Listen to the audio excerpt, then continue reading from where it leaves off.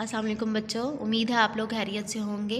आज है दिन पी, तारीख़ है 30 नवंबर 2020। आज का उन्वान है परिंदे की फरियाद।